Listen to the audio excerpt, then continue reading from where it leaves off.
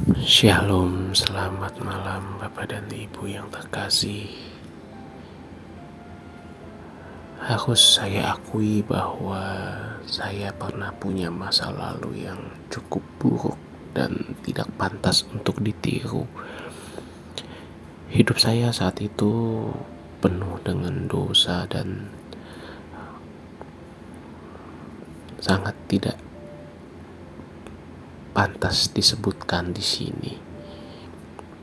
Bukan berarti saya bangga akan kesalahan saya pada waktu muda itu, tetapi ini menjadi pembelajaran bagi saya dan saya teringat akan hal-hal yang terjadi pada waktu itu. Pada waktu itu, jujur saja, ketika saya masih hidup dalam dosa, masih dalam waktu kebodohan saya, rasa-rasanya hidup itu masih fine-fine saja. Kerjaan bagus, uang juga bagus, hidup dalam dosa jalan terus seperti itu. Akan tetapi ketika kemudian sadar akan dosa dan mulai bertobat, meninggalkan hal yang tidak baik, tidak pantas menurut ukuran kacamata kebenaran Kristiani, berusaha untuk hidup benar sebenar-benarnya, justru rasanya hidup ini semakin banyak masalah. Terkadang justru keuangan agak seret, kondisi di pekerjaan cukup membuat stres atau penuh tekanan, waktu rasanya kurang. Kok hidup semakin susah. Ketika hidup dalam dosa itu seakan-akan hidup langsam, hidup jalan dengan lancar. Tapi begitu berusaha hidup benar, kok banyak sekali persoalan, banyak sekali masalah, banyak sekali tekanan. Bukan berarti saya mendorong Bapak Ibu untuk udah hidup dalam dosa saja, tidak, karena tentu konsekuensi dosa pasti ada.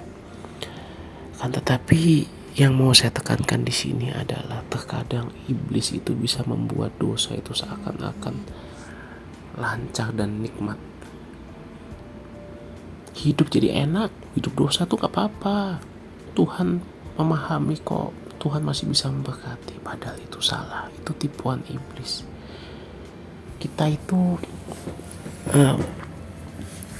justru ketika berusaha hidup benar, Tuhan itu bawa ke masalah, bawa ke sini, seakan-akan hidup itu gak ada masalah yang gak habis-habis begitu.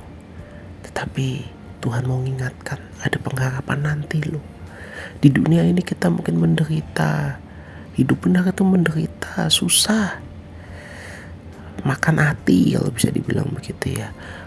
Melihat teman-teman kita yang masih berbuat dosa, kok mereka hidupnya lebih enak. Kita yang berusaha hidup benar, menjaga sesuai dengan level kita masing-masing, itu susah sekali. Tetapi Tuhan ingatkan,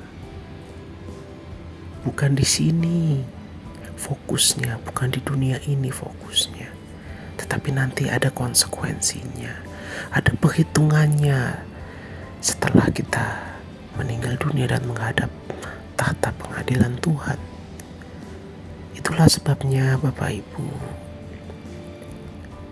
mungkin ada di antara kita yang dulu pernah hidup dalam masa kebodohan dan hidup suka-sukanya sendiri dan merasa kok dulu hidup saya enak-enak aja, duit banyak, hidup nyaman, dosa jalan terus.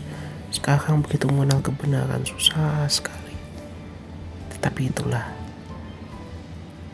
pembedanya. Tuhan membuat pembeda di situ.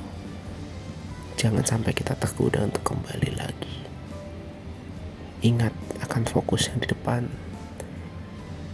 Istilah bahasa Inggrisnya beyond the grave, setelah kematian. Ada upah dari Tuhan yang menanti setiap orang yang hidup benar. Mari kita fokus kepada hal itu dan jangan biarkan apa yang sudah terjadi mendistrak dan mengaruhi kita untuk menoleh ke belakang. Amin. Tuhan memberkati.